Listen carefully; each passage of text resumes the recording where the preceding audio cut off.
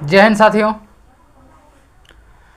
नेहा सिंह राठौर जो एक लोक गायिका है, उसे देशद्रोह साबित करके ट्विटर अकाउंट पर ट्रेंड चला रही है।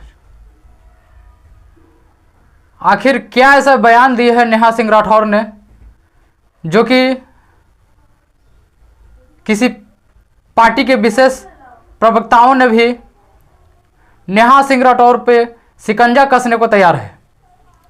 जरा आप गौर करें इस वीडियो में। लोकतंत्र में जनता की चुनी हुई सरकार इतनी मनबड़ हो गई है कि वो जनता से नहीं डर रही है। सरकार इतनी मनबड़ हो गई है कि वो जनता को डरा रही है। अरे धिक्कार है उस जनता पर जो अपनी बनाई सरकार से डरने लगे, और लानत है उस सरकार पर जो अपनी भाग्य विधाता जनता को डराने लगे। ये सरकार जनता की बनाई हुई है और जनता जब चाहे इसे बदल सकती है। सरकार जनता से है, जनता सरकार से नहीं। और अगर देश की सरकार देश की जनता से नहीं डर रही है तो इसका सीधा मतलब है कि ये सरकार बनाने का काम जनता कर ही नहीं रही है। तो सरकार फिर कौन बना रहा है? ईवीएम। फिर तो हो चुका खेला।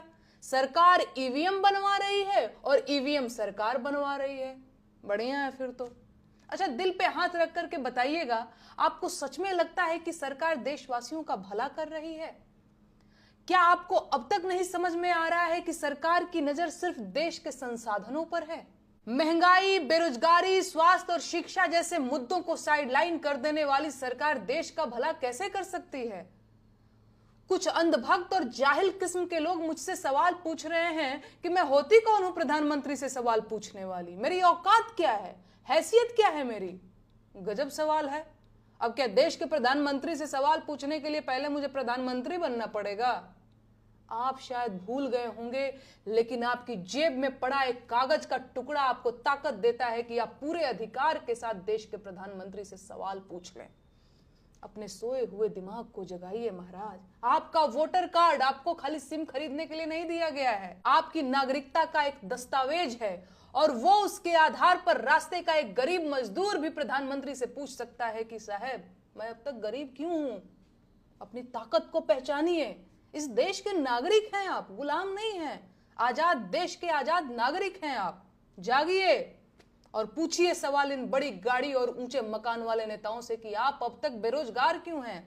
पूछिए सवाल इन महंगे सूट और मोटी खाल वाले नेताओं से कि देश की 80 करोड़ जनता सरकारी भीख पर क्यों जिंदा है।